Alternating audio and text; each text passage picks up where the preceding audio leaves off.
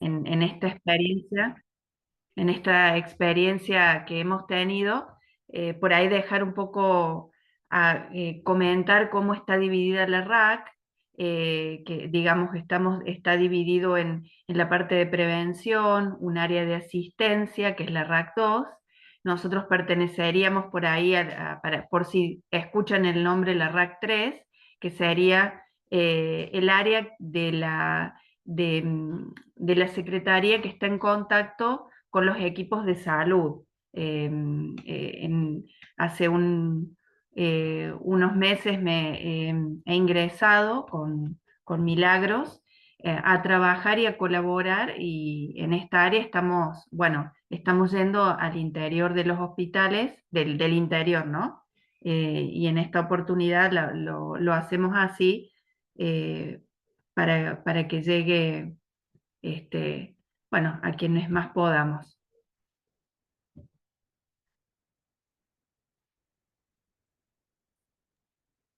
Bueno, gracias, Mari. No sé si de algún hospital o de algún centro RAC quieren, bueno, contar de dónde están o pueden ir poniendo por el chat, simplemente para saber de qué hospitales estamos o de qué área, de qué profesiones.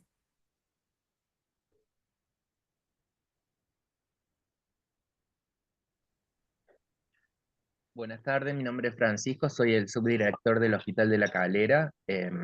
Gracias por invitarnos a formar parte de esta capacitación.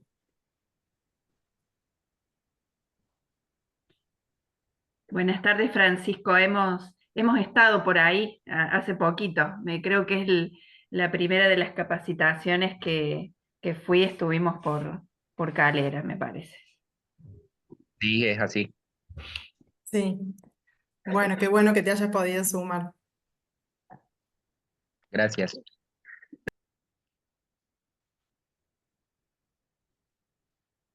Bueno. Bueno, si alguien más quiere comentar algo, si no, vamos arrancando. Vamos, ahí pongo compartir pantalla. Ahí está.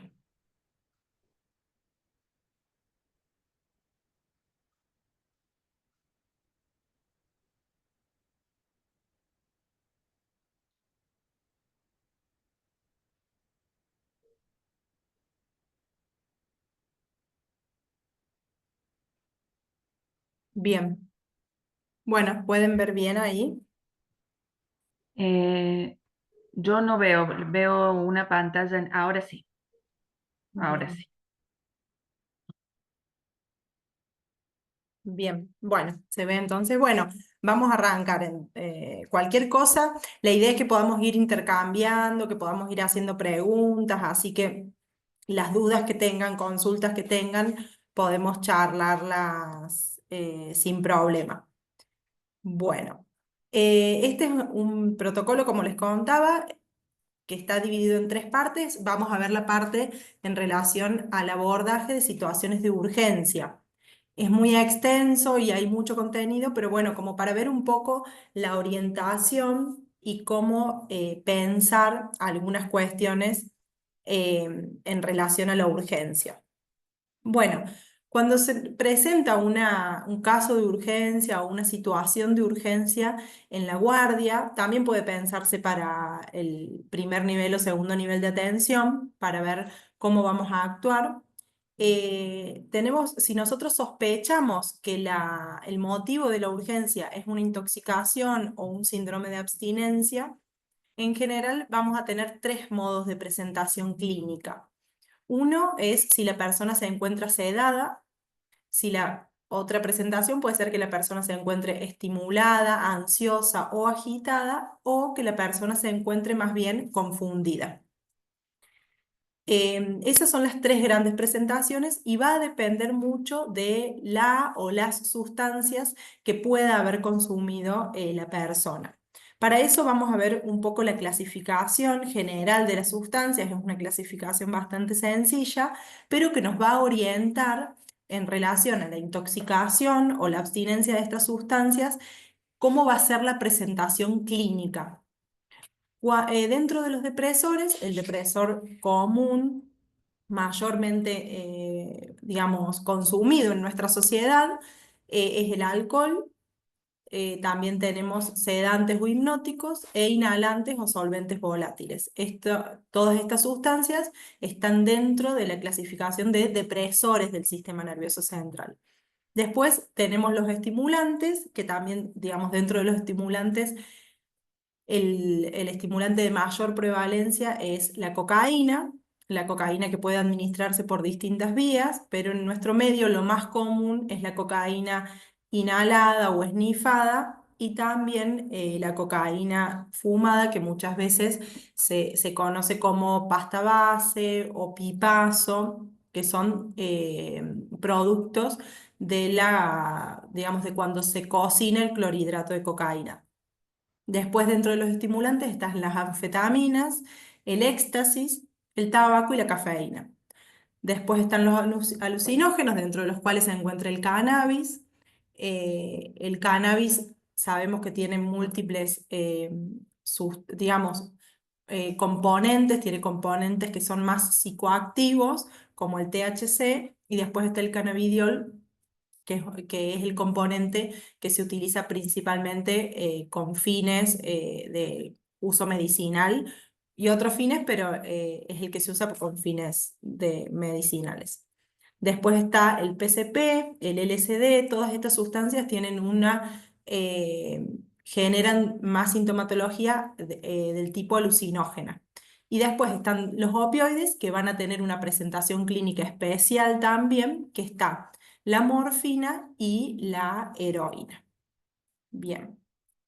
Bueno, entonces, en relación a todas estas sustancias, que estas son algunas, hay muchas más, estas son como una clasificación muy, muy pequeña, pero que nos sirve como orientación. Cuando una persona se encuentra en un estado hipoactivo o sedada, lo primero que tenemos que hacer es abordar a la persona con las medidas generales de cuidado. ¿Qué vamos a hacer? A brindar una atención de apoyo, controlar los signos vitales, extraer muestras para determinar gases en sangre, un laboratorio analítico general, medir la glucemia, electrolitos para evaluar el medio interno, urea, creatinina, realizar análisis toxicológicos. En general, en la mayoría de los hospitales están los test rápidos que se pueden hacer de orina para evaluar las distintas sustancias. En general hay test que miden algunas sustancias como marihuana, cocaína, benzodiazepinas. Después hay algunos test que también miden opioides. Entonces, si está la posibilidad, es importante poder hacer un análisis toxicológico. Esos son test rápidos, después hay que hacer un análisis confirmatorio, pero bueno, es importante porque es orientativo para el diagnóstico. Después tenemos un monitoreo con electrocardiográfico también, y siempre colocar a la persona de costado en esta posición, como muestra la figura, que es la posición del cuerpo lateral, para prevenir la broncoaspiración. Eso es importante controlarlo y sostenerlo durante todo el tiempo que la persona permanezca en este estado más hipoactivo. Bien. Bueno, entonces, ¿qué podemos pensar como grandes cuadros cuando una persona se encuentra hipoactiva? Podemos pensar que está intoxicada con alguna sustancia, y siempre en todos los cuadros hay que evaluar y hacer diagnóstico diferencial en relación a causas médicas generales. Muchas de las personas que se presentan con consumo de sustancia pueden a su vez presentar alguna complicación por el consumo vinculada a la intoxicación, presentar patologías de base o presentar alguna situación médica general que simule la intoxicación por alguna sustancia. Entonces, siempre el primer abordaje tiene que ser clínico, si fuera necesario emergentológico, toxicológico, para poder hacer este diagnóstico diferencial y estabilizar el cuadro clínico. Entonces, dentro de los estados de intoxicación por alguna sustancia, puede haber, cuando una persona se encuentra sedada, puede haber intoxicación por opioides, por alcohol u otros sedantes como las benzodiazepinas, que son muy consumidas en nuestro medio, muchas veces en combinación con alcohol u otras sustancias y otras veces solas. También puede haber intoxicación con MDMA acompañado de hiponatremia. El MDMA es un estimulante, entonces por lo general no va a dar un cuadro de sedación, pero si está acompañado de hiponatremia por alteraciones del medio interno, puede presentarse la persona sedada. Y después las causas clínicas generales, que son múltiples, como infecciones, la hipoglucemia, la hiponatremia, traumatismo de cráneo. Entonces, hay que siempre hacer el diagnóstico diferencial. Bien. Bueno, Em, sí, puedo hacer sí, sí, Mari.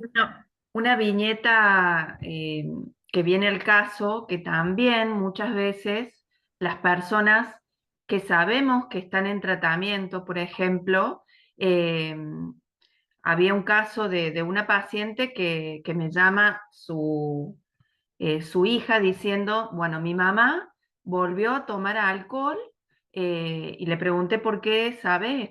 Venía todo bien y me dice, no, porque me está hablando o está intoxicada. Hablo con ella telefónicamente y me dice, la verdad que no tomé, pero bueno, uno está acostumbrado a que te digan eso, pero se notaba la voz distinta y ella me decía, la verdad, no sé qué me pasa. Y con digamos, un habla completamente, bueno, pastosa, pero era diferente. ¿Qué hicimos en ese momento? Le di la indicación a la familia de que acudieran a sí mismo por este cuadro, que acudieran a la clínica. Y después me habló la hija y bueno, me agradeció porque me dijo que, bueno, que le habían diagnosticado una ACV. Entonces, aún así, y esto es lo que, por eso es la idea de poder compartirlo, ¿no? De poder tener presente que estas personas clínicamente tienen más riesgos de todos estos factores, ¿no? De una hipertensión arterial, de una ACV, de coronariopatías, y nosotros podemos estar, digamos, pensando, no, como es algo que fácilmente podemos hacer un diagnóstico de una intoxicación, pero también que nos quede presente que la persona aún así, a veces que no es hacer un diagnóstico diferencial, sino es ver si no están los dos, ¿no? Esa era la acotación que yo recuerdo que me ha dejado bastante marcada. Sí, está súper, súper importante eso, Mari, bueno, para considerarlo, porque hay miles de esos casos de situaciones así como ejemplo, y bueno, y la importancia de la valoración clínica, en lo agudo sobre todo. Bueno, en relación a la intoxicación alcohólica, el diagnóstico a simple vista puede ser bastante sencillo. La persona se puede presentar con habla pastosa, con incoordinación, marcha insegura, nistagmo, puede presentarse con alteraciones de la atención o la memoria y estupor o coma. Bueno, y lo que decíamos recién, que aunque el diagnóstico parezca evidente, siempre hay que descartar otros cuadros clínicos, sobre todo si la persona presenta síntomas de confusión, que se encuentre desorientada en tiempo, espacio, persona, eso es importante porque nos habla nos orienta sobre todo a pensar alguna situación clínica. Bien. Bueno, después, ay, no, ahí está. Bueno, ¿cuál es el abordaje en relación a la intoxicación alcohólica aguda? Se debe administrar dextrosa hipertónica por la posibilidad de coma hipoglucémico. Se debe administrar tiamina. También en todos los hospitales hay tiamina. Si no hay tiamina suele haber complejo B. pero nosotras siempre que hacemos las capacitaciones tratamos de incorporar al equipo de farmacia, como para que también registren por ahí las necesidades que hay desde la guardia y puedan garantizarse que que haya los distintos fármacos que se necesitan. La tiamina se administra 100 miligramos, si tiene puesto una vía se puede poner endovenosa, si no intramuscular, y siempre considerar proporcionar una rehidratación adecuada, pero siempre que la persona esté sedada, no dar líquidos ni alimentos vía oral, por también el riesgo de broncoaspiración. Entonces, hasta que no se encuentre en un estado de lucidez, evitar dar líquidos o alimentos vía oral. Este sería el abordaje de una persona con intoxicación alcohólica aguda. Es importante no administrar fármacos que puedan empeorar el cuadro o incrementar la sedación, como benzodiazepinas o antipsicóticos, en este momento, si la persona está sedada. Bien. Bueno, la otra intoxicación que se va a presentar como la persona se va a presentar hipoactiva es la intoxicación con opioides. Hay una tríada diagnóstica de la intoxicación por opioides, que es la depresión del sistema nervioso central, depresión respiratoria, la persona va a tener una depresión respiratoria lenta, muy marcada, y la miosis pupilar. Son los tres síntomas más importantes para pensar y sospechar una intoxicación con opioides. Bien, ¿cómo vamos a abordar la intoxicación por opioides? Con naloxona. La naloxona viene en ampollas de 0,4 miligramos, se puede administrar bien intravenosa también, intramuscular, y hay que repetir dosis cada 2 a 3 minutos. Se puede dar hasta un máximo de 10 miligramos. Si ya luego de haber dado 10 miligramos la persona no responde, tenemos que pensar o repensar el diagnóstico, porque es raro que no haya ninguna respuesta de mejoría, de que la persona pueda revertir los síntomas de la intoxicación por opioides. Sí es importante después saber que va a tener que, si es una intoxicación por opioides, hay que administrar la naloxona.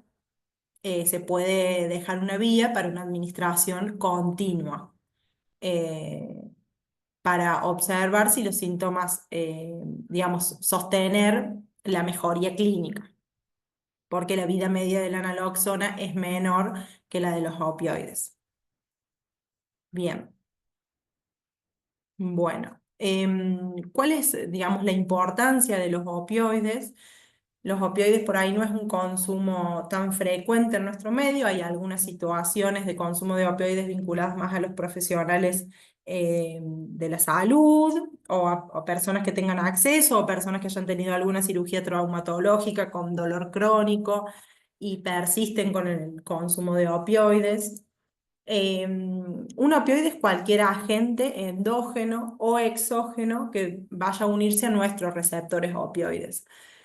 Hay distintos tipos y se clasifican, una de las clasificaciones es según su origen, y tenemos los alcaloides del opio, que está la morfina, que es el opiáceo prototípico, también está la codeína, se utilizan con fines médicos. Después hay opioides semisintéticos, como la heroína, la oxicodona, y los opioides sintéticos, como la metadona, el fentanilo, la buprenorfina. ¿Qué viene pasando con los opioides a nivel mundial? Hay una crisis por sobredosis de drogas y el uso de opioides, ya sea por sí solos o combinación de otras drogas, es uno de los principales, digamos, generadores de la crisis de sobredosis de droga en Estados Unidos. La gran mayoría se vinculan a la sobredosis por fentanilo, que el fentanilo es un opioide sintético que se fabrica ilícitamente y es muy potente. Entonces, pueden agregarse o contaminarse otras drogas, otras sustancias, y que la persona cuando consume la sustancia lo desconoce. Sumado a eso, que al desconocerlo, y muchos de ellos no son consumidores de opioides crónicos, porque una persona que ya viene consumiendo opioides tiene cierta tolerancia, su cuerpo genera cierta tolerancia al consumo, pero alguien que no está acostumbrado a consumir opioides, dosis muy pequeñas generan una sobredosis severa y pueden causar la muerte. Entonces, hay una cuestión ahí bastante problemática. Bueno, el fentanilo es un opioide sintético, es 50 veces más potente que la morfina, se puede utilizar para tratar el dolor intenso, también se utiliza en terapia intensiva, por ejemplo, vinculado a algunas cuestiones eh, para sostener la sedación y para el dolor, etcétera. ¿Qué pasa? Que el fentanilo ilícito es muy, muy potente, de fácil fabricación, fácil de transportar, es muy económico, entonces terminó siendo una droga muy rentable.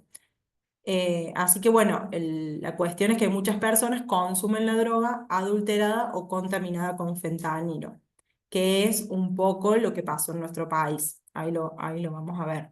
Entonces, por eso es el riesgo de que esto es lo que pasó en nuestro país. En el 2022 hubo 24 muertes vinculados a la cocaína envenenada. En esa situación era por carfentanilo. Entonces es un opioide sintético de alta potencia, y las personas ingresaban al hospital con síntomas de consumo de cocaína y síntomas de intoxicación por opioides. Cuando se detectó, hubo muchas personas que consumieron la sustancia y que se detectó a tiempo, entonces pudieron salvar su vida y lamentablemente hubo 24 muertes vinculadas a esto. Digamos, el riesgo de que ocurra puede estar, entonces por eso es importante que como sistema de salud estemos preparados para detectarlo y para sospecharlo. A pesar de su baja frecuencia, la mayor frecuencia es el consumo, policonsumo actualmente de alcohol, cocaína, marihuana, benzodiazepinas. Esto no es tan frecuente, pero sí es importante porque si lo detectamos y lo sospechamos, se puede tratar fácilmente con fármacos que hay en todos los hospitales. Bien. Bueno, esta es la primera parte haciendo un resumen, en relación a la intoxicación de una persona que ingresa con un cuadro de sedación, y vamos a pensar en tres cuestiones principales. Una es el consumo de alcohol, otra es la sobredosis de opioides y otra es, que siempre hay que pensarla transversalmente a todos los cuadros, alguna situación clínica general. Ahora vamos a pasar a la segunda forma de presentación, que es cuando una persona se presenta hiperactiva, una persona que está ansiosa, agitada, sobreestimulada. No sé si tienen alguna pregunta hasta acá, si quieren hacer algún comentario, duda, lo que sea, antes de continuar como con la segunda parte. Hola, ¿qué ¿Venimos tal? bien? Sí. Yo soy Camila, soy psicóloga residente del Hospital de Río Cuarto. Hola, Camila. Mira, vos sabés que ahí me generaba una duda que a lo mejor lo van a abordar más adelante, por eso no sabía si preguntar ahora, pero bueno, como esto que sucede, que lo más frecuente, digamos, los cuadros que concurren, digamos, por intoxicación aguda a la guardia, suelen ser generalmente por policonsumo, y bueno, con esto que traes ahí de la cocaína adulterada con fentanilo, me hace pensar en lo difícil que es como el diagnóstico ahí, bueno, que no es diferencial en este caso, pero que sí son simultáneos, ¿no? Digo, cómo detectar en el cuadro clínico donde hay una droga que es estimulante y otra que es un opioide, ¿no? Digo, porque se ve como contaminado el cuadro por ambas sustancias. Entonces, por ahí, cómo abordar esos cuadros que son ahí como mixtos. Sí, una de las cosas eh, que quizás, bueno, que lo habíamos puesto en el cuadro, así como esos tres pilares, que si prevalece el cuadro de intoxicación con opioides, es como todo lo contrario, hay una sedación, porque uno espera que en un consumo con de cocaína, está la persona sobreestimulada. Que también puede hacerse la mezcla con alcohol, ¿no es cierto? Y dependiendo de cuál sea, pero acá, ¿cómo vamos a salvarle la vida a una persona que está con una intoxicación con opioides? Fundamentalmente porque hay una depresión respiratoria, es todo lo contrario, y hay algo muy característico que es la miosis, que es algo que, teniéndolo en cuenta, es algo fácil de mirar, ¿no es cierto? Una persona con una intoxicación con cocaína tiene las pupilas dilatadas. Con opioides hay una miosis puntiforme. Entonces, eh, esto de la intoxicación con estimulantes puede generar un aumento de la presión arterial, digamos, puede ser, de acuerdo a la gravedad, eh, digamos, más llevable, pero esto de la intoxicación con opioides, le podemos salvar la vida pensando en esto, ¿no? En mirar las pupilas, en esta depresión respiratoria, digo, como mnemotecnia para recordar. No sé, Mili, qué otra cosa le podemos, qué otro tip. No, creo que está perfecto, Mari.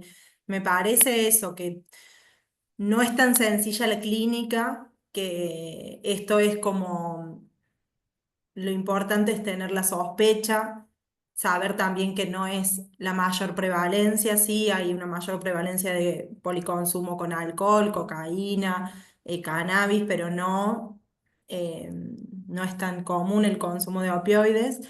No han sucedido tantos casos de intoxicación en nuestro país, entonces es estar como advertidos de la posibilidad, pero no que sospecharlo permanentemente, digamos.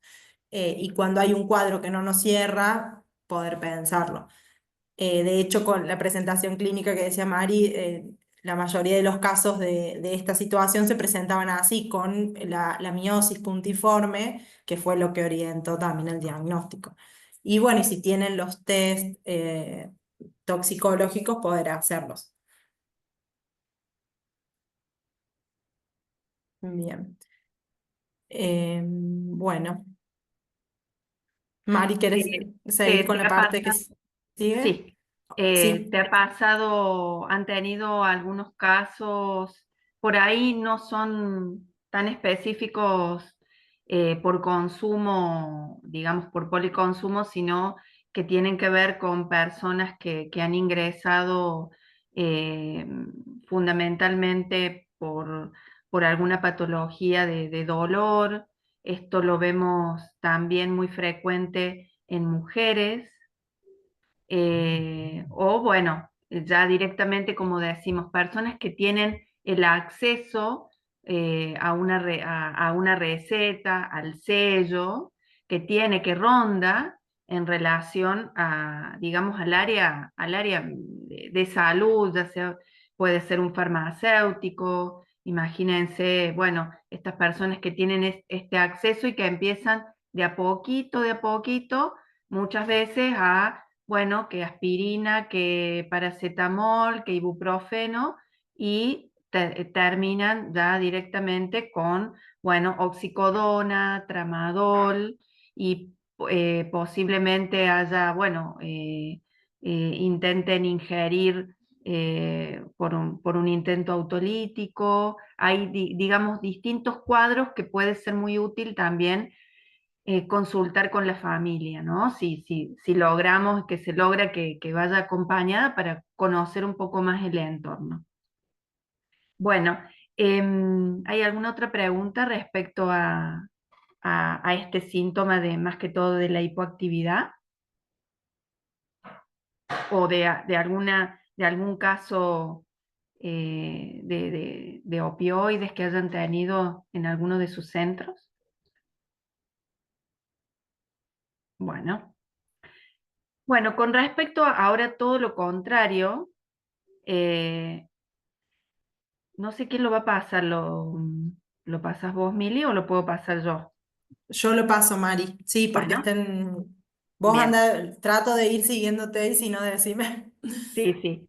Bueno, ahora todo lo contrario, ¿no? Ahora, esto, como venía la persona sedada, hipoactivada, que la traen, que ha habido un accidente y la traen así, ahora todo lo contrario, el cuadro, que es más, digamos, el que más nos alerta, nos pone, digamos, pone alerta a todo el sistema, ¿no? A toda la guardia, es una persona que está hiperactiva, que está sobreestimulada, que está ansiosa, que está agitada, que está irritable, que tiene distintos cuadros, digamos, que esto también, que lo pensemos a esto en un continuum, ¿no? Porque cuando uno habla de, bueno, persona que está hiperactivada, ya seguro ustedes ya están pensando en el peor de los casos, ¿no? Que esto es lo que nos llega, como, digamos, cómo alerta a la guardia, alerta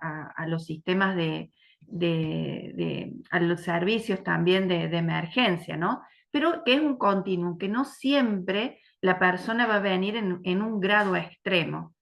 Y que siempre así como empezamos hablando de la persona que está sedada con respecto a medidas generales, también acá tenemos que tener medidas generales de cuidado. Y esto tiene que ser valorado por digamos, por el equipo de salud, por el equipo sanitario que se encuentre, ¿no? Entonces, garantizar la seguridad. Esto es importante. Toda persona que está en un cuadro, que viene en un cuadro de agitación o excitación, que sería un cuadro ya mayor, hay que garantizar la seguridad de esta persona, pero también del entorno, ¿no es cierto? Del personal, de los familiares que están. Entonces siempre hay que tratar, digamos, de mantener una distancia, de no dar la espalda al paciente, de que ubicar, siempre nosotros decimos, bueno, lo ideal sería encontrar, me dicen esto es utópico, pero en la medida de lo posible, poder alejar a la persona de todo donde está el ruido, de la guardia, de las luces, quizás se pueda encontrar otro lugar como esta persona quizás no necesite inmediatamente la colocación de una vía o lo que fuere, poder ponerlo en algún lugar contiguo que sea un poco más tranquilo, evitando los estímulos externos, la gente que va y viene, la luz, ¿no es cierto? Que quizás esta sea una de las acciones que nosotros vamos a hacer para evitar que escale esta excitación. Y siempre, bueno, estar atentos a los signos inminentes, porque esto también va en un continuum. No siempre, digamos, la persona viene, bueno, viene asustada, viene intranquila, pensando que a lo mejor por algún consumo de sustancias está como un poco, está como con miedo, está paranoica, ¿no? Entonces, hay que cuidarse mucho de esto.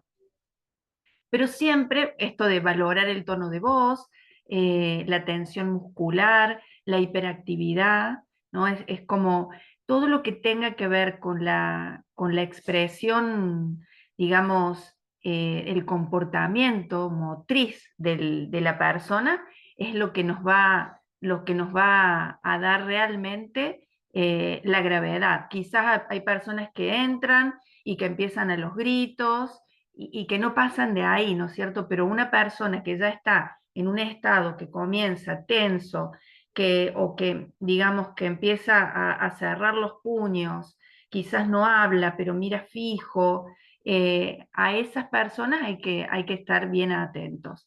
Y como siempre, como digamos protocolarmente, el control de los signos vitales en la medida de lo posible, presentarse, digamos, esto me estoy adelantando, pero uno dice esto de los signos vitales, el laboratorio y un electrocardiograma de rutina, de control, de algo que también muchas veces en nuestro accionar está mirado por los ojos legales, ¿no? Entonces, estas cosas también nos sirven de protección, ¿no? Pero por hacer las cosas bien, ¿no? Y cuando uno ya lo tiene de una manera sistematizada, persona que ingresa en la guardia con un cuadro de esta manera, los signos vitales, un laboratorio y un monitoreo del electrocardiograma, eh, digamos como para chequear. La que sigue, Mili.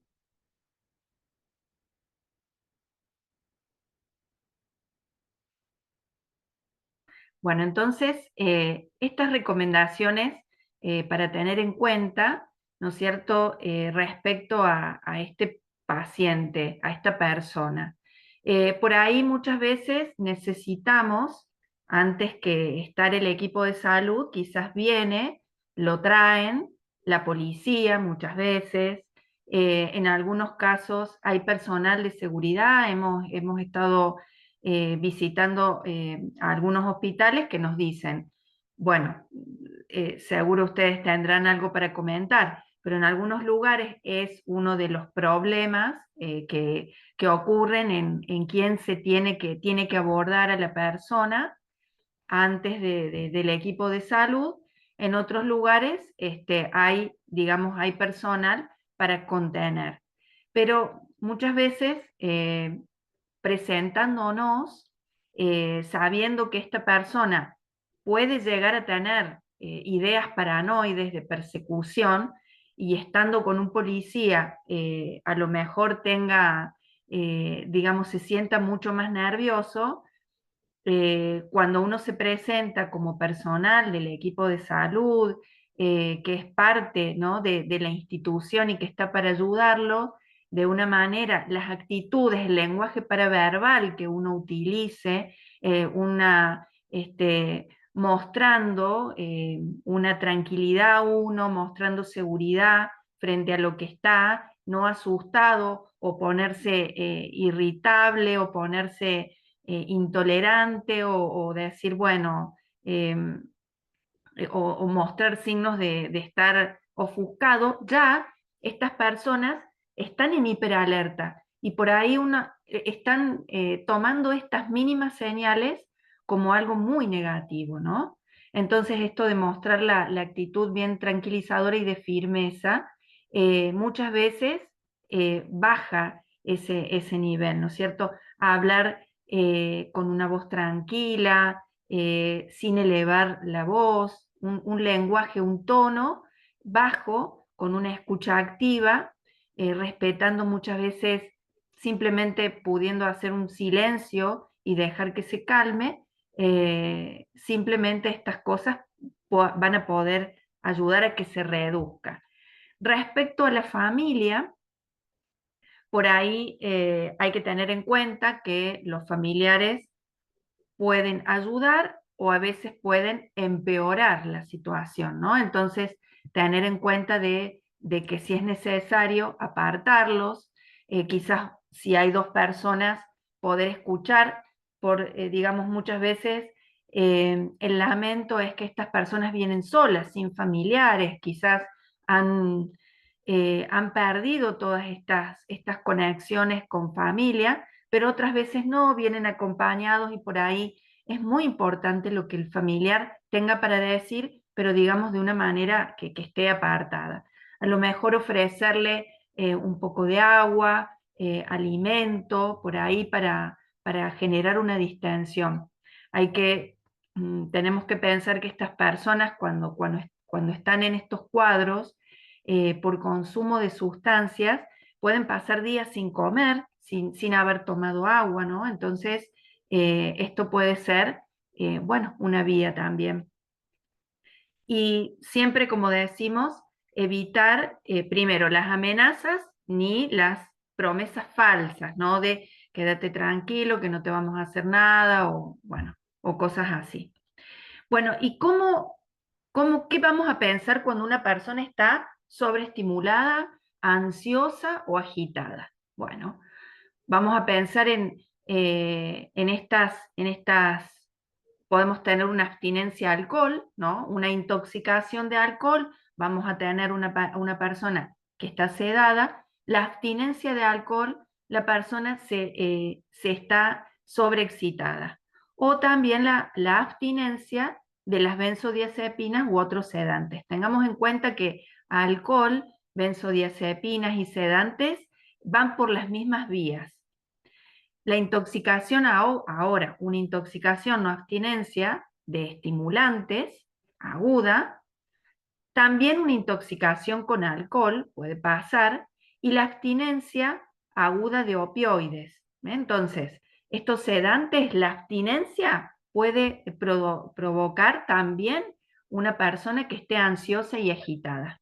O la intoxicación, que es lo que uno piensa, bueno, viene estimulado, es una sobredosis o digamos, un consumo de cocaína.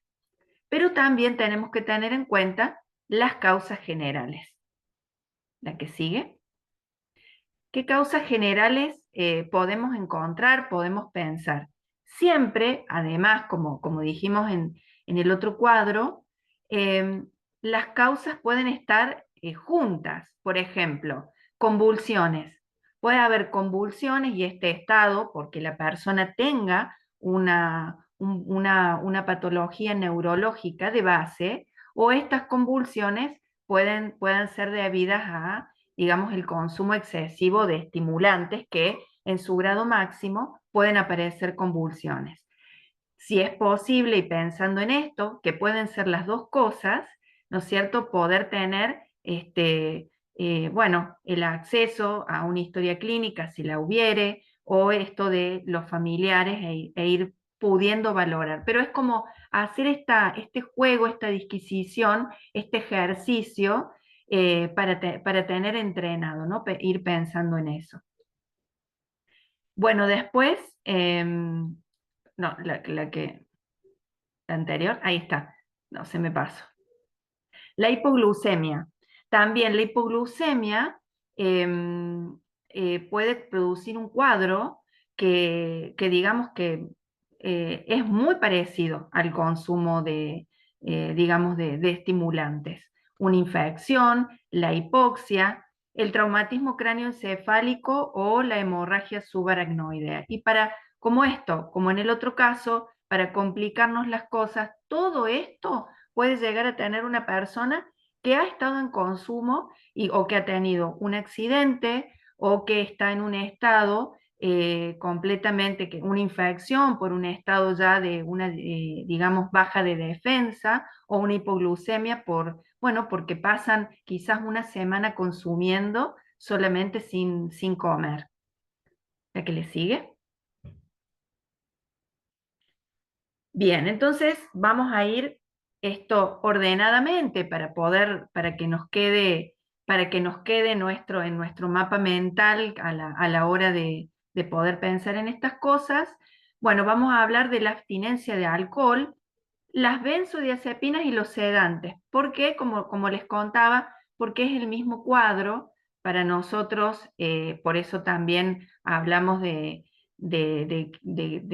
consumo de benzodiazepinas. Muchos pacientes nos dicen, bueno, no, yo ya no consumo más alcohol, dejé el alcohol hace un montón de años, pero capaz que están tomando 10 miligramos de clonazepam, lorazepam, y es lo mismo, ¿no?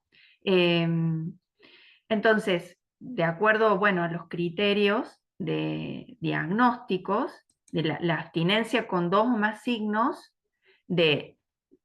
estamos hablando de una hiperactividad del sistema nervioso autónomo, ¿no? La persona, pensemos en todo el sistema simpático activado, la sudoración, el pulso superior a 100 latidos por minuto, el temblor, el insomnio. También es muy característico una persona que dice, no duerme o no duermo hace 3 días, no he podido pegar un ojo. Náuseas, vómitos, pudieran aparecer, bueno, toda esta excitación psicomotriz, no se puede quedar quieta, estas convulsiones tónico-clónicas que les comentaba, y en un grado entre lo que son las convulsiones, digamos grados mayores, esta alucinación o ilusiones visuales y táctiles auditivas.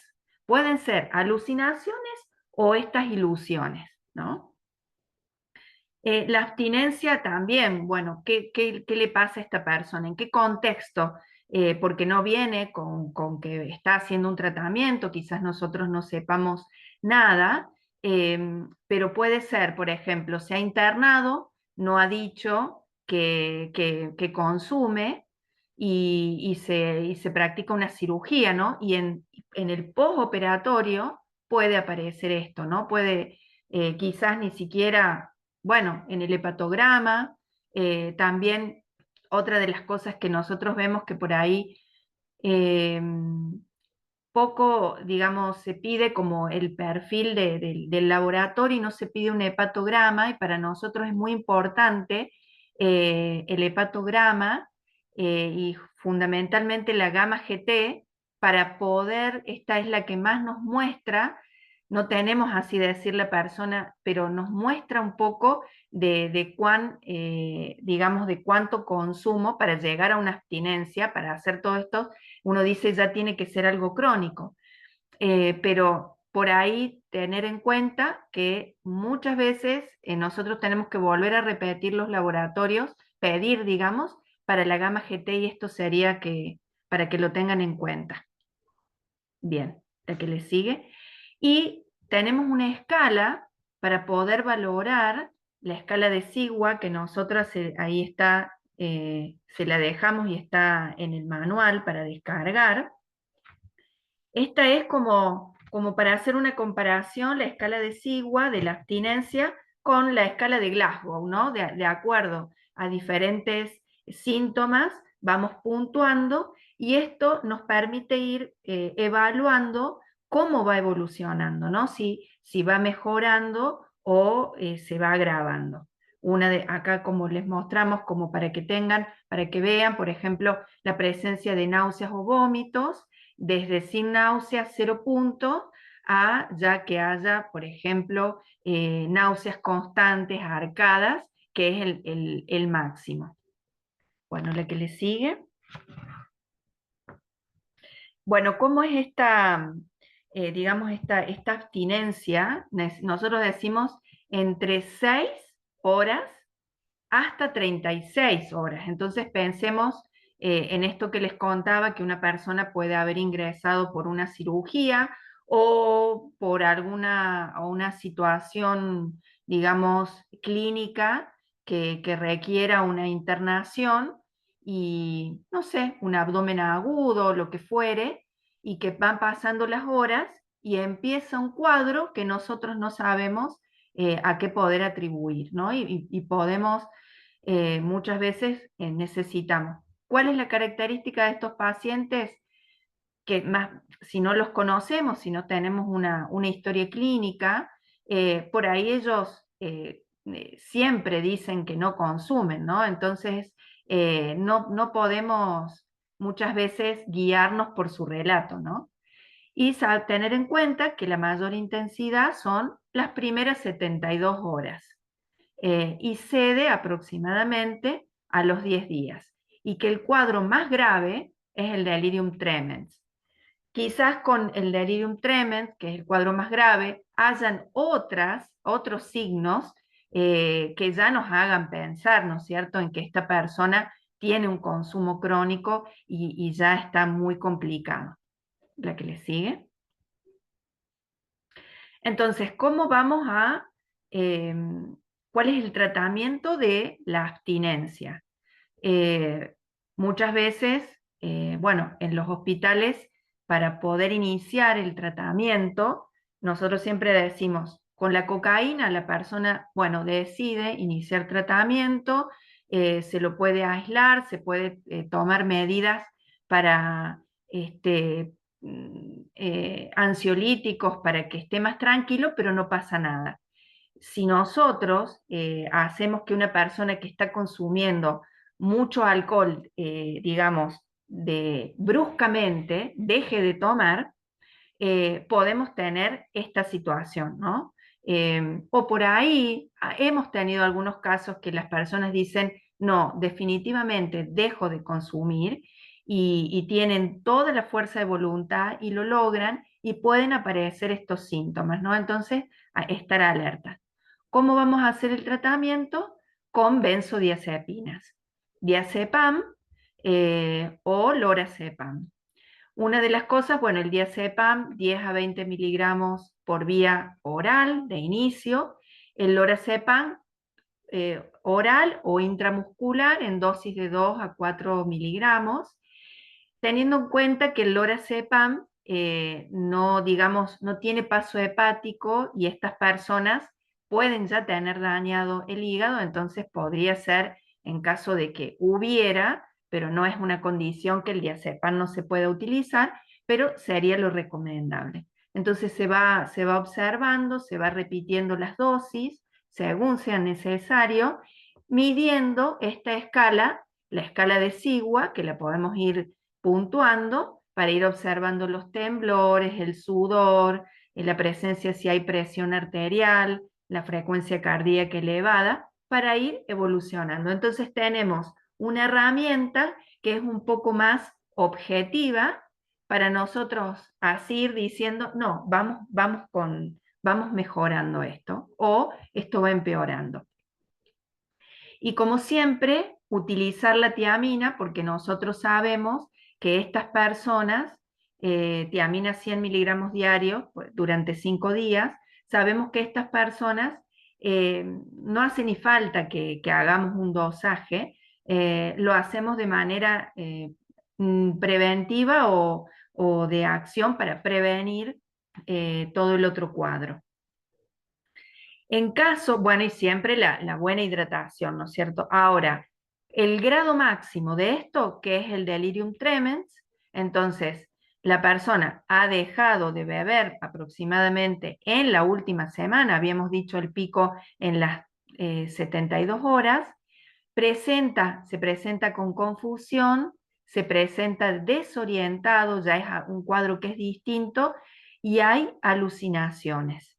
Entonces, ya ahí ya hay otro cuadro, no solamente digamos, aparece la confusión, aparece la alucinación, entonces tenemos que utilizar antipsicóticos, pero antes, primero damos el diazepam o lorazepam y posteriormente el antipsicótico que podemos utilizar el haloperidol que siempre hay en todos los hospitales, digamos, el haloperidol es algo, es noble, digamos, es conocido, es el que, digamos, se tiene que tener en estos momentos. Entre 1 a 2,5 miligramos por vía oral o intramuscular.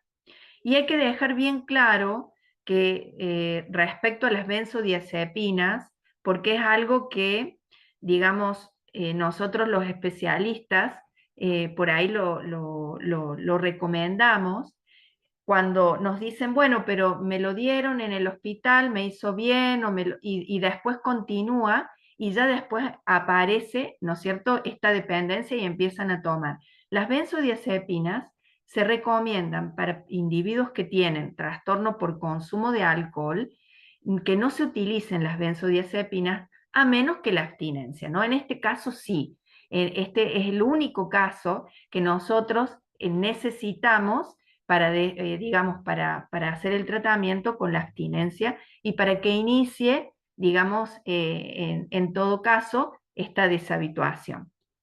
La que le sigue.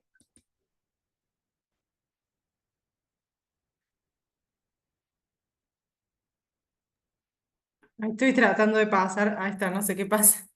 Bien. Avísame, Mari, cuando quieras Sí, y sí, descansar, sí, tomar agua o algo y sigo.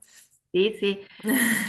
Bueno, y la intoxicación con estimulantes, que sería digamos, el otro. Esto es lo más común, es lo que siempre nosotros, si decimos, bueno, paciente que viene con esta situación, bueno, entonces que ha usado recientemente estimulantes, como la cocaína, la anfetamina, ¿no es cierto? Y acá tenemos esto de que hablábamos así como para que nos vayamos recordando las pupilas dilatadas, el aumento de la frecuencia cardíaca, está en un estado de agitación, está con el pensamiento acelerado, ¿no? Em, digamos entonces, ¿qué vamos a usar? Bueno, para la mayoría de estas drogas que se utilizan de manera recreativa, los estimulantes, también las benzodiazepinas se consideran agentes de primera línea. Además, estos pacientes pueden llegar con síntomas psicóticos. Primero desde un cuadro de esto de presentarse como una, una idea de persecución, hipervigilantes, no hay una idea fija, ¿no? Una idea bien específica, o no hay un delirio, pero ya está ese pensamiento hasta sí el grado de que se siente perseguido, que lo van o si por eso todas las precauciones que hay que tener en cuenta, porque aparece, digamos, una paranoia puede aparecer. Entonces ahí, además de las benzodiazepinas, se pueden utilizar antipsicóticos, que pueden ser de segunda generación y como por ejemplo, la risperidona, que esto también lo podemos tener, y como el haloperidol de primera línea, ¿no es cierto?, que hay que usarse de manera de precaución porque puede precipitar las distonías, las hipertermias e incluso disminuir el umbral convulsivo. Fundamentalmente por esto, porque ya hay un consumo, este consumo hace que la persona, digamos, esté, digamos, en contracción, esté contracturada, inclusive puede haber una rhabdomiolisis, una ruptura, por esto se pueden, digamos, hay rupturas de los miocitos, entonces agregar un haloperidol teniendo en cuenta a dosis altas, puede ser contraproducente. Bien, esto es como para también agregar los diagnósticos diferenciales, no solamente de los consumos de este tipo o de las abstinencias, sino también diagnósticos diferenciales que pueden estar asociados a otros tipos de drogas, de sustancias que puedan haber consumido. El síndrome simpático mimético es el que habíamos estado hablando, donde está la midriasis, la taquicardia, la hipertensión, la hipertermia, la diaforesis, el bruxismo. Las personas vienen, esto de la mandíbula dura, que es muy común, lo que ellos dicen cuando uno lo ve, ¿no es cierto? Y pensamos en esto, en cocaína, en fetamina, en metanfetamina, también cannabinoides sintéticos. Otro síndrome que es parecido, que es el anticolinérgico, y acá podemos pensar en, bueno, los antihistamínicos, los antidepresivos tricíclicos que prácticamente no se usan, los antiparkinsonianos, el biperideno. Acá un cuadro parecido, quizás lo más característico del cuadro distinto del simpático mimético es que la piel está roja, caliente y sequedad en la piel. El otro había más diaforesis. Este está bien seco, digamos la persona, la mucosa, puede aparecer un delirio y hay puede haber un híleo paralítico, ¿no?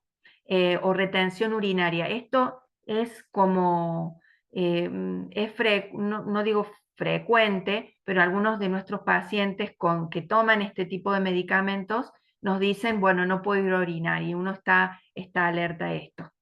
Bueno, y el síndrome serotoninérgico también parecido, pero que tiene que ver, también puede producirse midriasis, taquicardia, hipertermia. Fíjense que es muy parecido, ¿no? A estos cuadros. Y acá lo pueden dar, más que todo lo damos porque quizás acá haya, digamos, un consumo o del LSD, por ejemplo, o anorexígenos o anfetaminas, el MMDA, pero también otras sustancias que la persona pueda haber ingerido para otros fines, ¿no? La que le sigue. Bueno, y estas que son la Asociación Americana de Emergencias Psiquiátricas desarrolló como estas buenas prácticas para la evaluación de la agitación, y que por eso se las dejamos, para decir, bueno, primero, antes que nada, intentar un diagnóstico de la causa más probable de agitación, que era lo que habíamos venido hablando, siempre hacer ese ejercicio, ¿no? De tratar de buscar el tratamiento, no solamente el sindrómico. Intentar en la medida de lo posible enfoques no farmacológicos, como habíamos dicho, con la reducción, con la intensidad verbal, la reducción de la estimulación de tipo ambiental puede ser, digamos, útil, y que se deben usar los medicamentos, y esto es algo eh, que digamos que lo recomendamos, que hay que tener mucho cuidado, que el medicamento en este caso es para calmar al paciente, pero no para inducir al sueño, ¿no? Porque quizás no sabemos del todo qué es lo que está pasando, y que duerme el paciente no, digamos, no sería lo indicado. Sí, obviamente, llegar a calmar al paciente, utilizar una dosis, esperar el tiempo que sea necesario, porque quizás todavía no empezó a hacer efecto el medicamento, y ya podemos estar agregando otra dosis más, y después se genera el efecto acumulativo y ahí aparecen los problemas. Bien. Eh, que los pacientes, en la medida de lo posible, deben participar en el proceso de la selección de la medicación. Siempre pensemos en lo oral frente a lo intramuscular, si la persona accede, ¿no? Pero esto obviamente que requiere, digamos, mucha paciencia, digamos, y estar predispuesto. Y si el paciente colabora con la toma del medicamento oral, se prefiere esto, ¿no? Antes que las preparaciones intramusculares. Bueno, la que le sigue. Bueno, y el antipsicótico, se utilizan, ¿no es cierto?, el antipsicótico típico, o también el que de primera generación, el haloperidol. ¿Por qué? Porque es el que más, digamos, historia que tiene, ¿no es cierto?, de la seguridad, teniendo en cuenta tres efectos, tres de ellos, o sea, como para que ustedes recuerden, es decir, bueno, porque son los más seguros, ya sea por vía oral, por vía intramuscular, tiene efectos mínimos. Esto es algo muy importante en personas que van a entrar, que están en una guardia, que pueden estar o en terapia intensiva, que tiene efectos mínimos sobre los signos vitales, sobre la actividad anticolinérgica, digamos, tiene interacciones mínimas. Entonces es lo que se utiliza, bueno, digamos, en la terapia intensiva. En cambio, que también se suelen utilizar y hay en los hospitales, que es la clorpromacina o la levomepromacina, pero que estas tienden a producir hipotensión arterial o más efectos anticolinérgicos. Por eso nosotros recomendamos esto, por más que sabemos que lo podemos utilizar, pero para estar más seguro, si uno tiene que decir cuál elijo, es preferible el haloperidol. ¿Querés seguir, Mili?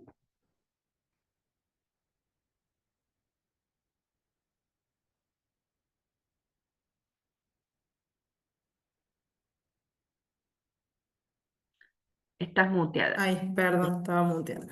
En relación a los efectos secundarios principales que vamos a encontrar con el haloperidol, están un poco, Mari los nombró, pero están los efectos secundarios motores, que son los extrapiramidales agudos. Todos estos efectos pueden comenzar luego de 1 hora o dentro de los primeros días de tratamiento. Por eso es importante, si hay una persona que está en la guardia, que nosotros medicamos con haloperidol o con algún otro antipsicótico, controlar la aparición de alguno de estos efectos. Bueno, están las distonías agudas. Las distonías son alteraciones del tono muscular.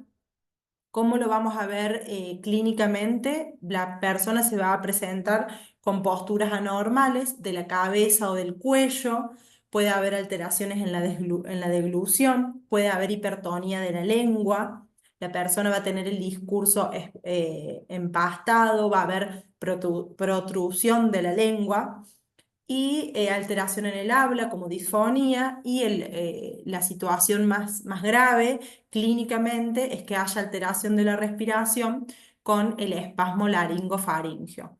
Por este motivo hay que estar atento ante la aparición de estos síntomas o si observamos algunos de ellos y suspender el antipsicótico y poder tratarlo adecuadamente. Puede tratarse con viperideno, que actualmente hay vía oral por lo general, difenhidramina o benzodiazepinas. La primera elección es el viperideno. Si no tenemos, podemos usar algunos de los otros que también son efectivos, y lo importante de suspender el antipsicótico. Después, como otro, ay, como otro efecto extrapiramidal, está el síndrome neuroléptico maligno. El síndrome neuroléptico maligno es un efecto adverso grave por los antipsicóticos que va a requerir, si la persona puede estar en shock room o en terapia intensiva, para un control permanente, es lo ideal, es lo indicado para este tipo de síndrome. ¿Cómo se va a presentar clínicamente? La persona va a presentar rigidez muscular y temperatura corporal elevada con distintos síntomas acompañantes. Puede haber diaforesis, disfagia, temblor, incontinencia de esfínteres, alteraciones en el nivel de conciencia, puede haber un nivel de conciencia fluctuante, que por momentos la persona se encuentre lúcida y en otros momentos la persona pierda el estado de lucidez, mutismo, puede haber taquicardia, hipotensión, y en el laboratorio vamos a encontrar leucocitosis e incremento de la CPK. Es muy importante el tratamiento porque el incremento de la CPK puede producir más la diaforesis y todas las alteraciones del medio interno pueden generar insuficiencia renal aguda. Entonces, hay que estar muy atentos en administrar una adecuada hidratación y controlar permanentemente al paciente. Hay que suspender inmediatamente el antipsicótico también, y el tratamiento de elección son las medidas de soporte y el lorazepam. Todos estos cuadros son muy importantes poder identificarlos y poder hacer un abordaje clínico y de sostén inmediato. Después hay otros efectos adversos extrapiramidales que por ahí no son tan graves como estos dos primeros que vimos, pero también son bastante molestos para las personas y van a requerir o disminuir el antipsicótico o cambiarlo por otro antipsicótico. El parkinsonismo, que bueno, se va a presentar como una presentación clínica de Parkinson, va a haber bradiquinesia o akinesia, temblor y rigidez muscular. Después está otro síntoma que es bastante común con los antipsicóticos, que es la acaticia. La acaticia es una sensación de inquietud motora, tanto interna, y nosotros lo podemos ver objetivado, que el paciente no para de moverse. Hay veces que el paciente se sienta, se para, se sienta, se para, se mueve de un lado a otro de la habitación y la persona lo siente como una inquietud interna que no le permite quedarse quieto. Y hay veces que esto se confunde con ansiedad o con algún otro síntoma psiquiátrico. Si comenzó hace poco con el antipsicótico o se aumentó la dosis, es importante evaluar la posibilidad de la acaticia porque es un síntoma que tiene su riesgo, porque si es una persona que está con alguna alteración vinculada a la salud mental, incrementa la posibilidad de generarse daño a sí mismo o de intento de suicidio por el malestar intenso que genera este síntoma. Bien, ¿qué es algo que se ha visto? Que todo lo que son los efectos secundarios motores del haloperidol se vio que podrían disminuir si se usa combinadamente el haloperidol con el lorazepam.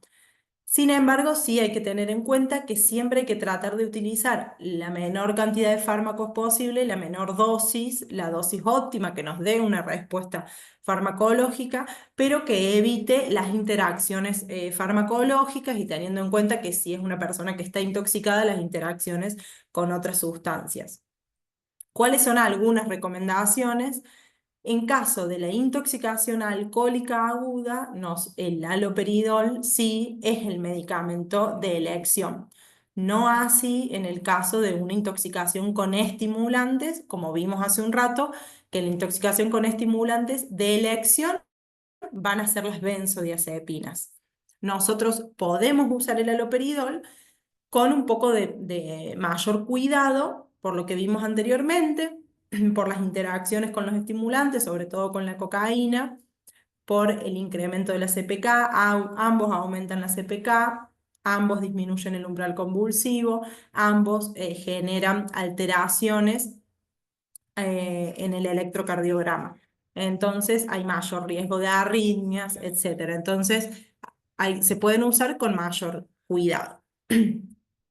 Sí, en la intoxicación alcohólica aguda hay que tener más precaución con la utilización de benzodiazepinas, ya que ambos producen depresión respiratoria y pueden tener una interacción importante. Bien. Bueno, después tenemos lo que creo que se me salteó es lo de la alteración del electrocardiograma con el haloperidol, que cuál es el riesgo, es el alargamiento del intervalo QT, con el riesgo de la torsada de puntas. ¿Qué pasa con esto? Tener en cuenta que es dosis dependiente y que puede ocurrir con más frecuencia con la administración intravenosa.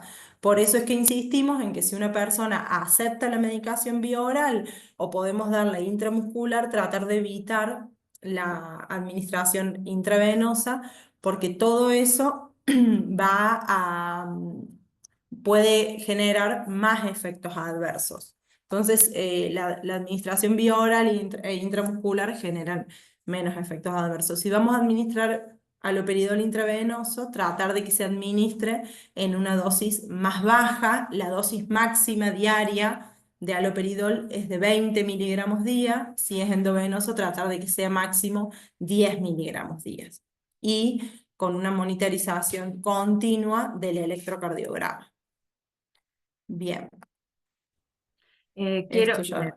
Sí, Quiero sí, Mari. aportar algo de eso, Mili, porque esto lo hemos escuchado, que bueno, en esto del feedback que tenemos con las capacitaciones, por ahí, enfermería, digamos, es como algo ya que están acostumbrados, el paciente tiene la vía, entonces ya es más práctico, pero por practicidad o por costumbre, utilizarlo de vía endovenosa no teniendo en cuenta esto. Entonces, por ahí, aunque sea que tenga una vía la persona y que lo necesite, puede ser oral o puede ser intramuscular, pero sabiendo que esto es una arritmia que es mortal, digamos, ¿no? Puede producir un paro cardíaco que determine la muerte, ¿no? Entonces, tener esto en cuenta, digamos, es muy importante. Tal cual, Mari, sí. Sí, por eso también lo marcamos, porque por ahí hay algunos usos y costumbres que uno está acostumbrado, pero ha habido muchos casos de este efecto adverso y son personas que después tienen otras complicaciones más graves. Bien, dentro de los antipsicóticos de segunda generación, los más utilizados que tenemos en todos los hospitales son la risperidona y la olanzapina, que son ambas vía oral. ¿Cuáles son las ventajas en relación al haloperidol? Es que tienen menores efectos adversos extrapiramidales y no tienen este efecto adverso de la prolongación del intervalo QT. Entonces, en caso de poder administrar la medicación vía oral, podemos utilizar risperidona u olanzapina. Son los dos antipsicóticos de segunda generación que más evidencia han mostrado para situaciones agudas. No se recomienda aripiprazol, quetiapina, bueno, clozapina ni hablar, como agentes de primera línea en el control agudo de la agitación. Lo que sí, como veíamos hace un rato, en la intoxicación por alcohol, el uso del haloperidol es más seguro que el uso de los antipsicóticos. Y en caso de agitación por cocaína, pueden utilizarse las benzodiazepinas y si necesitamos un antipsicótico, es mejor utilizar en intoxicación por cocaína risperidona u olanzapina antes que haloperidol por los efectos adversos que veíamos hace un ratito. No sé si se entiende esa diferencia, pero sí está bueno para evitar sumar efectos adversos. Bien. Como que también cada uno de estos temas nos llevaría una clase si, no sé, el síndrome neuroléptico maligno tiene un montón de cuestiones, cada tema lleva mucha explicación. Sí es importante que sepan que acá este protocolo está subido a la página web de la Secretaría. Cualquier cuestión en los hospitales ya hemos ido a capacitar a varios hospitales si necesitan alguna consulta con nosotras o poder seguir conversando, pueden contactarse como para que sigamos pensando, como decíamos al principio, en relación a, bueno, a las necesidades que hay en el sistema de salud. Bueno, después tenemos dentro de las benzodiazepinas el diazepam y el lorazepam, que son las más utilizadas en la urgencia, tienen gran eficacia para tratar la agitación y las vamos a elegir en intoxicación con estimulantes, en la abstinencia alcohólica aguda o abstinencia de benzodiazepinas y cuando la etiología de la agitación es indeterminada, porque tienen menores efectos adversos que los antipsicóticos. ¿Cuáles son los efectos secundarios principales? Pueden ser sedantes excesivos, sobre todo si la persona viene intoxicada con sedantes, es cuando hay que tener más cuidado. Tienen el potencial de provocar depresión respiratoria o hipotensión, sobre todo cuando se usan por vía parenteral y en pacientes que tienen otras afecciones respiratorias o se combinan con otros depresores del sistema nervioso central. Y la importancia también es que el uso prolongado puede generar dependencia. Por eso es que tiene que ser el uso acotado en el momento agudo y suspenderlas antes de las 4 semanas de tratamiento para evitar la dependencia. Sobre todo en pacientes con consumo, nunca hay que dejar una benzodiazepina instalada. Bueno, para la abstinencia de opioides, lo que podemos usar que hay en nuestros hospitales es la morfina o el tramadol para disminuir un poco los síntomas y el malestar de la abstinencia aguda por opioides. Después también se pueden usar agonistas alfa-adrenérgicos, la clonidina, dependiendo de la sintomatología. Pero seguramente con morfina y tramadol se pueden disminuir un poco los síntomas y todos los otro tipo de síntomas de la abstinencia aguda por opioides se pueden disminuir con, no sé, por ejemplo, si la persona está muy ansiosa, se pueden dar benzodiazepinas, si la persona tiene diarreas, que es bastante común en la abstinencia por opioides, que puede haber diarreas, puede también darse medicación para ese síntoma. Bueno, tener en cuenta que ir viendo los síntomas que pueden ir acompañando la abstinencia para evitar el malestar clínico de la persona y que no vuelva a consumir opioides por el malestar que genera la abstinencia. Bien.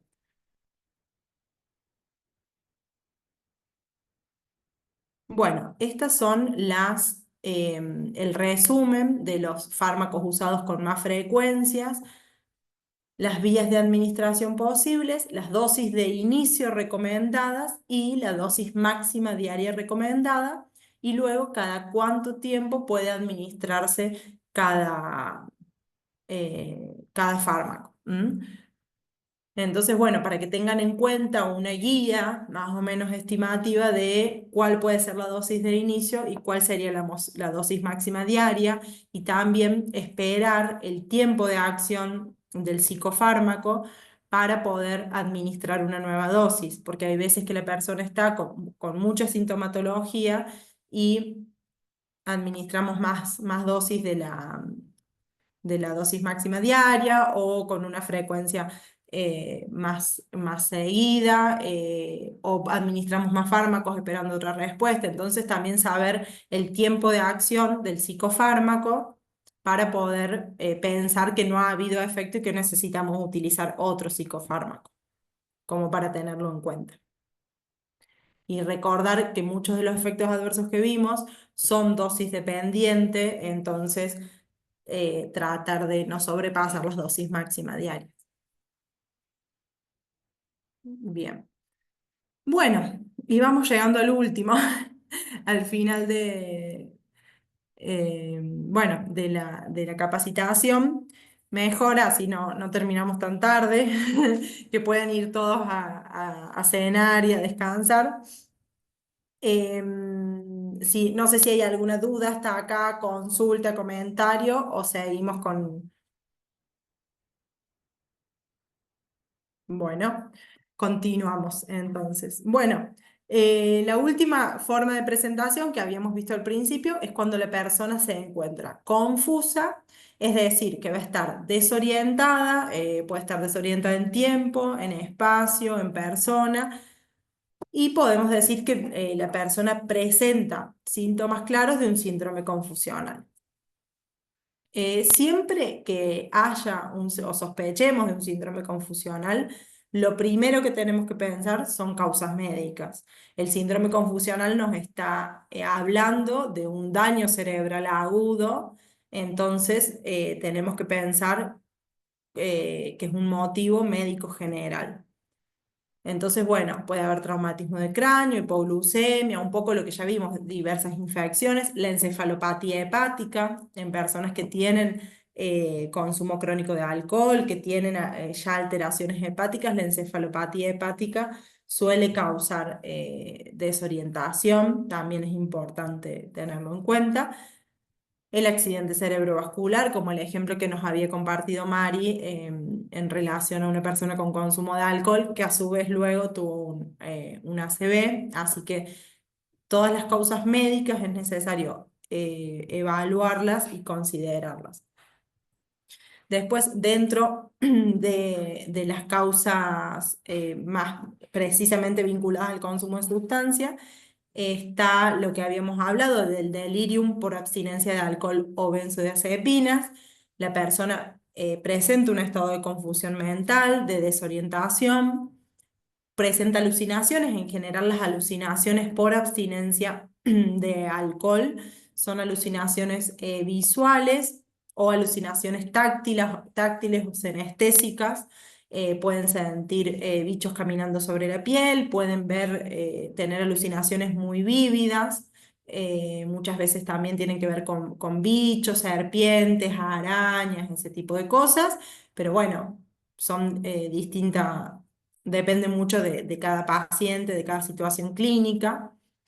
Ay, después puede haber, el pensamiento puede estar acelerado, puede estar también desorganizado el pensamiento, el discurso desorganizado, la persona puede estar verborrágica o con el lenguaje más incoherente, y se presenta muchas veces con ansiedad y agitación.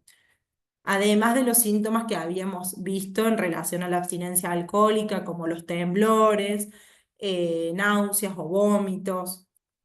Bien, en el delirium tremens, que es un cuadro clínico muy grave y muy delicado vinculado al consumo crónico de alcohol, hay que indicar lorazepam bioral como tratamiento de primera línea. Si no se puede administrar vía oral, administrar lorazepam vía parenteral. Y en caso de aparición y persistencia de síntomas psicóticos, de agitación o de excitación, indicar el haloperidol. Estos son los dos fármacos ideales para usar en caso de delirium tremens, sobre todo porque suelen ser personas con alguna alteración hepática, y estos son dos psicofármacos que tienen menos interacciones, y el lorazepam no tiene metabolismo hepático, entonces por eso siempre se elige para alcoholismo crónico. Bien. Y otro síndrome importante que está vinculado al consumo crónico de alcohol es la encefalopatía de Wernicke. La encefalopatía de Wernicke es un síndrome de deficiencia de tiamina. La tiamina es la vitamina B1, que es una vitamina que presenta, es un síndrome de mala absorción de vitamina B1 por el consumo crónico de alcohol. ¿Por qué es muy importante tratarla tempranamente a la encefalopatía de Wernicke? Porque podemos, digamos, el síndrome se llama síndrome de Wernicke-Korsakoff. El cuadro agudo es la encefalopatía de Wernicke, que se presenta con nistagmo, que es movimientos oculares rápidos, oftalmoplegia, que puede haber visión borrosa, visión doble, parálisis de los músculos de los ojos, y ataxia, que son alteraciones en la marcha. Entonces, la encefalopatía de Wernicke, si no se trata en el momento agudo, con tiamina puede progresar a el síndrome de Korsakoff, que es una demencia, que bueno, ya es una demencia de deterioro cognitivo irreversible, que está caracterizado por alteraciones de la memoria, confabulaciones, y ya bueno, hay alteraciones cerebrales más profundas por la deficiencia de tiamina. Entonces, en casos de identificar una encefalopatía de Wernicke, hay que tratarla inmediatamente con tiamina parenteral. La tiamina es la vitamina B1, que veíamos que hay que indicarla en intoxicación alcohólica aguda, también para prevenir el síndrome de Wernicke-Korsakoff. Entonces, siempre que sospechemos o en una persona con alcoholismo crónico, hay que indicar tiamina, hay que indicar complejo B para evitar la progresión al síndrome de Korsakoff, que ya es un cuadro grave e irreversible.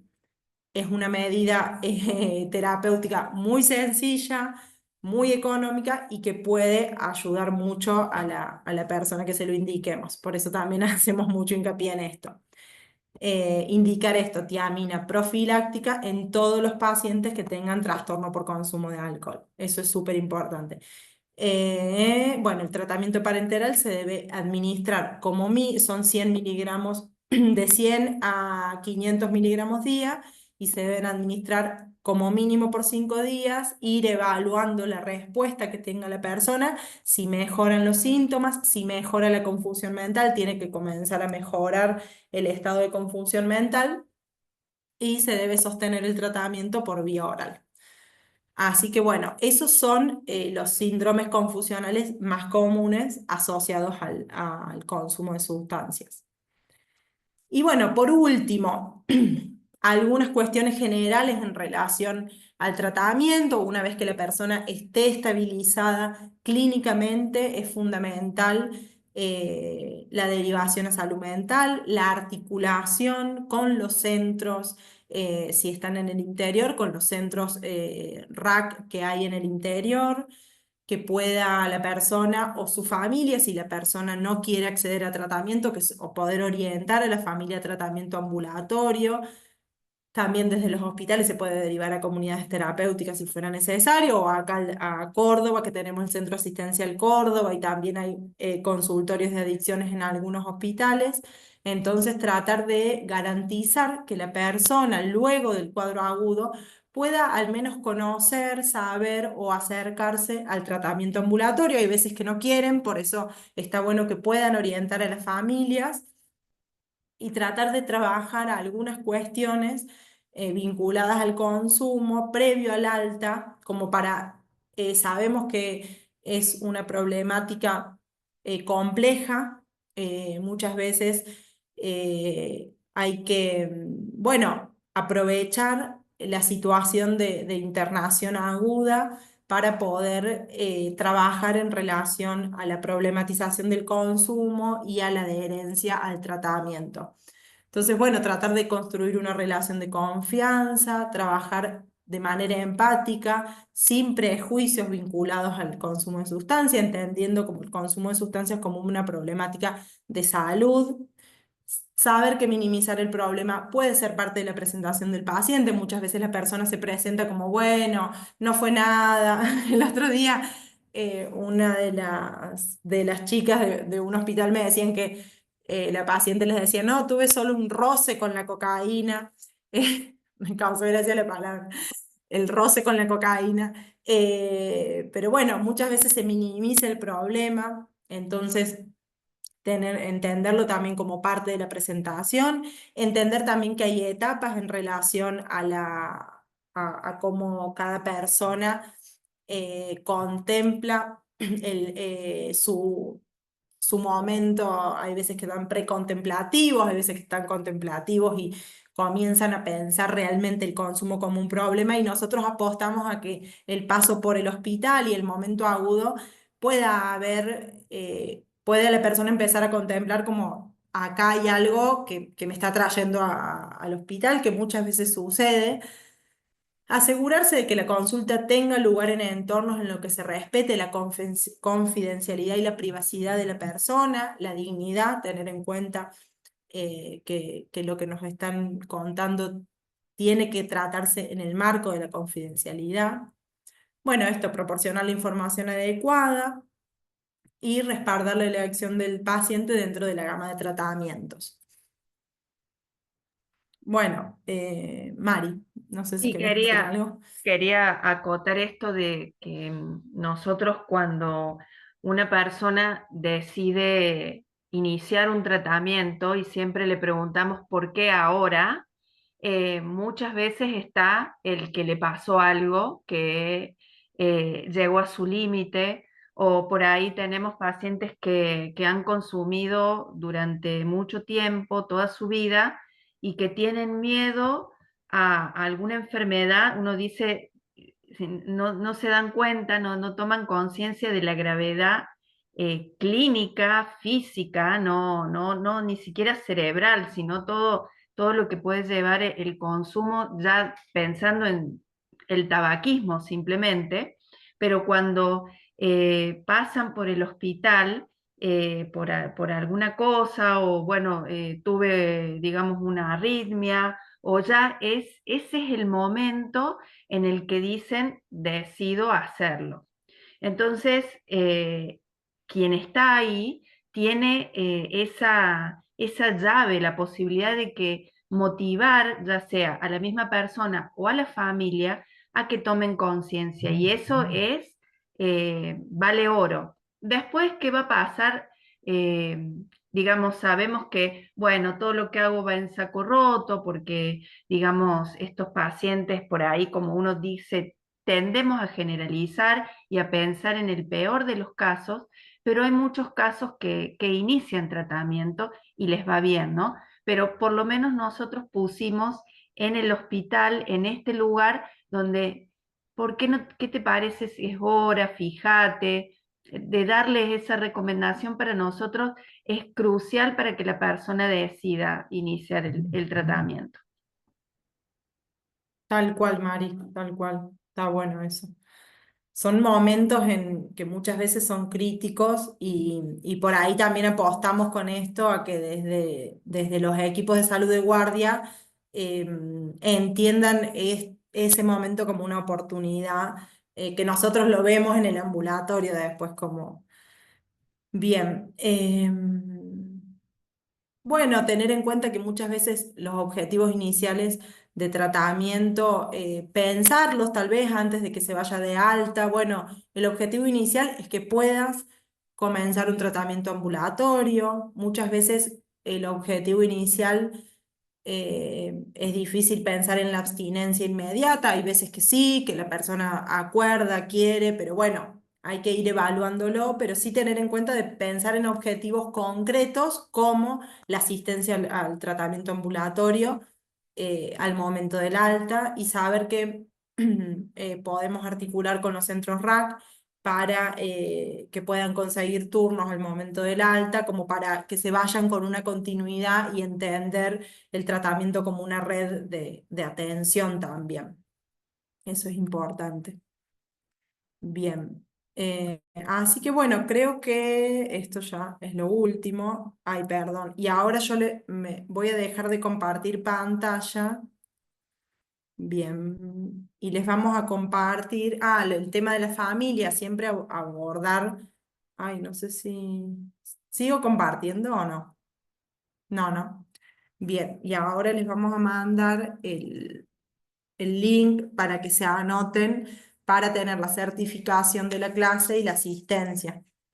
También contarles, mientras buscamos el link, que ya salió por el empleado digital la posibilidad de que puedan hacer esta capacitación de manera virtual, asincrónica, así que bueno, si les interesa realizarla, va a estar bueno también esa posibilidad.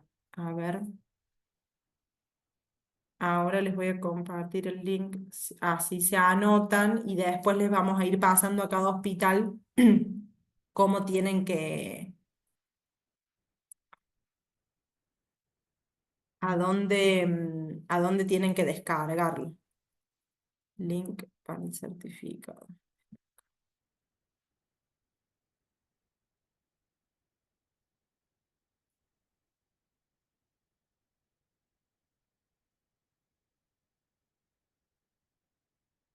No sé si hay dudas, consultas, han estado muy callados. Los aturdimos Sí. con Mari, me parece. En general, cuando vamos presencial a los hospitales hablamos un montón, se arman unos debates Sí, importantes. sí, que es muy rico ese ida y vuelta, pero que también se puede hacer acá sin ningún problema y animarse porque, digamos, es una construcción colectiva, sabemos que son las nuevas realidades, las nuevas instancias clínicas que también ponen, digamos, en jaque a cómo vamos a prepararnos, ¿no? Y por ahí esto de eh, siempre, bueno, cuando vamos y sale esto de, bueno, tiene que ser el equipo de salud mental, viene una persona que con un cuadro de estas características, tiene que venir salud mental y empiezan, digamos, a las opiniones. Por eso me parece que está muy bueno dentro de los equipos que participen todos, digamos, como parte de cada uno de nosotros, como parte de un eslabón más del equipo, en donde cada uno tiene una función, pero en torno justamente buscando que esta persona, bueno, continúe en yendo por los otros eslabones, ¿no?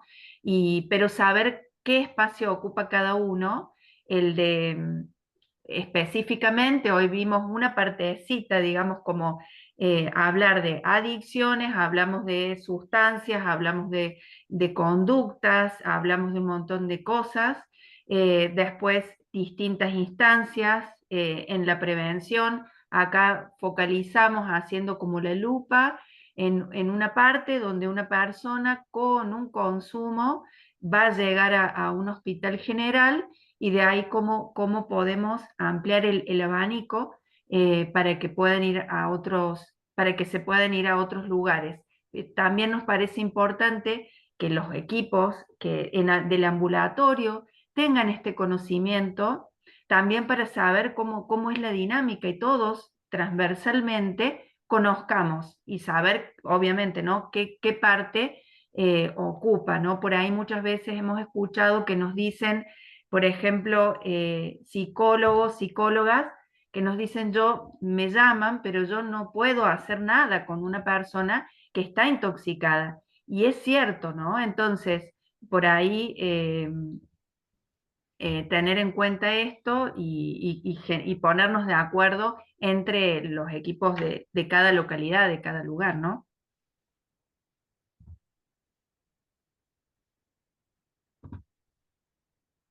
Bien. Bueno, ahí está el link para los certificados si quieren anotarse. Y bueno, no sé si no hay dudas, preguntas.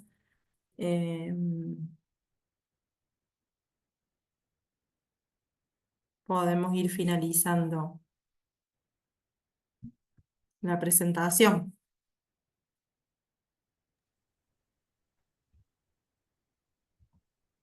Bueno, acá veo que somos varios los que estamos conectados hasta esta hora ya, así que agradecidas por la presencia de ustedes que nos están acompañando. Bueno, A ver esto, vi ahí una pregunta, algo... Ah, bueno, el cambio de los laboratorios, no sé, bueno, sí es muy importante la bioquímica y esta parte para tenerla bien en clara también. bueno. Bueno, esperamos que les haya servido y gracias por estar a esta hora. Gracias, Luz, Bueno, también. Y bueno, nos estamos viendo cuando necesiten nos avisan. Con Mari. Mari ahora está viajando un montón, así que estamos recorriendo toda la provincia. Ahí está el link, Javier. Yo lo compartí, no sé si les llega el link para... ¿Llega bien el link? Ese link es para el certificado, que no es que va a estar ya, sino va a estar en unos días, no sé, están, que lo procese la gente. Ah, ahí llegó, perfecto. ahí está. Que procesen todos los inscritos, etcétera. Bien. Bueno, genial. Bueno, Bueno, nos dejamos entonces, así ya nos vamos a cenar y a descansar. Gracias, ¿eh? Un gusto. Adiós. Chao. Chao, Mari. Chao, Luz. chao, buenas noches. Adiós, gracias. Chao. Buenas noches. Buenas noches. Chao. Chao, buenas noches. Chao, buenas noches.